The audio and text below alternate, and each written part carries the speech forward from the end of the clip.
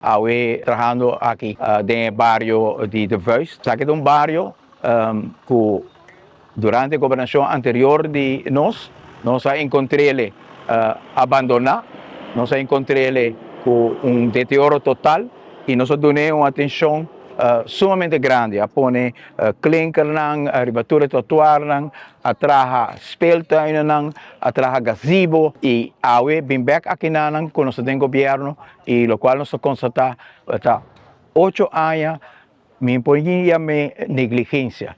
Es algo que te llega a el rand, de lo cual vos llamar abuso. Vos no porta gobernante de un país, entonces vos te hago un barrio deteriorar de manera aquí.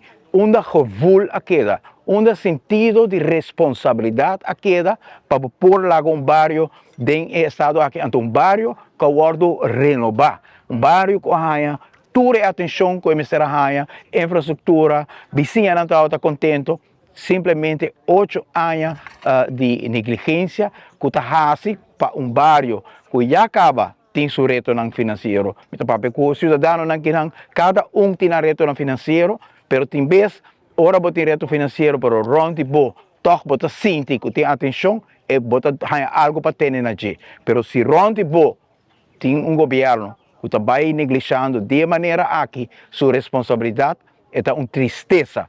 Eu quero que nossa comunidade, durante a seguinte semana aqui, quando nós estamos visitando 45 de barrios aqui, de casa de pueblo, que hope de não a atenção de nosso governo e tempo e atenção, hope profundo, caminho com a direita infraestrutura, e aí nós mira a negligência aqui. Então, se nós hope dolor, e no seguinte dia aqui nós está donando nossa comunidade informação também que nós está fazendo junto com o Selimar, junto com o DUV, com o Centro Spectre para donar barrio aqui uma vida justa a trove e uma perspectiva para o futuro.